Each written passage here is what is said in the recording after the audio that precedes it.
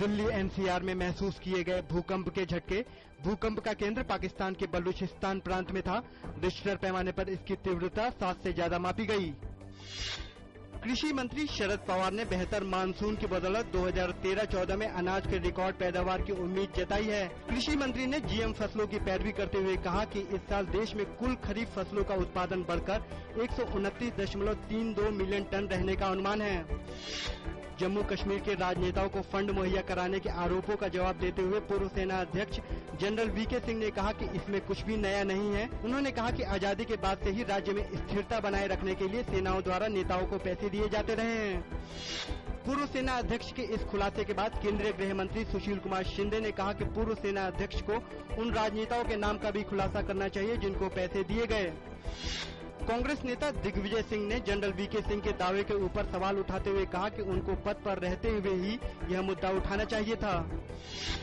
National conference अध्यक्ष फारूक अब्दुल्ला ने नेताओं के फंडिंग मामले की सीबीआई जांच की मांग की है।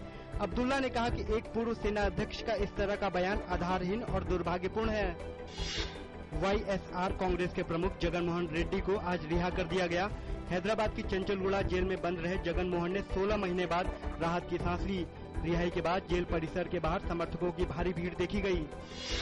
राष्ट्रपति प्रणब मुखर्जी ने शिक्षा व्यवस्था की नींव को मजबूत करने पर बल दिया है।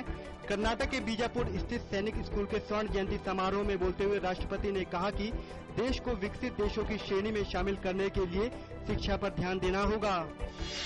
अल्पसंख्यक कल्याण मंत्री के रहमान खान ने मुजफ्फरनगर में राहत व पुनर्वास कार्यों का जायजा लिया। उन्होंने बताया कि घटना की जांच के लिए न्यायिक आयोग का गठन कर दिया गया है। दिल्ली उच्च न्यायालय कल से 16 दिसंबर गैंगरेप और हत्या केस की सुनवाई शुरू करेगा। कोर्ट ने कल चारों दोषियों को प्रोडक्शन वारंट जारी किया था। हाई कोर्ट के सामने यह केस तब आया था जब ट्रायल कोर्ट ने मौत की सजा की पुष्टि के लिए इस केस को हाई कोर्ट भेजा था। मुंबई में 26/11 के हमले के सिलसिले में पाकिस्तान के 8 सदस्यीय न्यायिक आयोग के सामने आज भारतीय गवाहों की गवाही शुरू हुई। आयोग मुंबई हमले मामले में पाकिस्तान में पकड़े गए 7 संदिग्धों के सिलसिले में इन लोगों की गवाही रिकॉर्ड कर रहा है।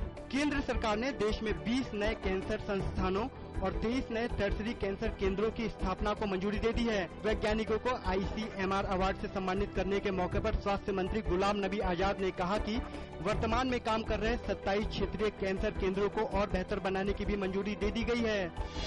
एन श्रीनिवासन को बीसीसीआई के अध्यक्ष पद का चुनाव लड़ने से रोकने के लिए दायर की गई याचिका पर सुप्रीम कोर्ट सुनवाई करेगा। बीसीसीआई अध्यक्ष का चुनाव 29 सितंबर को सालाना बैठक में होगा। ये याचिका क्रिकेट एसोसिएशन ऑफ बिहार ने दायर की है। विश्व चैंपियनशिप में कांस्य पदक जीतने वाली बैडमिंटन खिलाड़ी पीवी सिंधु ने कहा है कि वह आगे आने वाले दिनों में भी शीर्ष पर पहुंचने के लिए कड़ी मेहनत करती रहेंगी। उन्होंने कहा कि पदक जीतने के बाद उनसे अपेक्षाएं बढ़ गई हैं।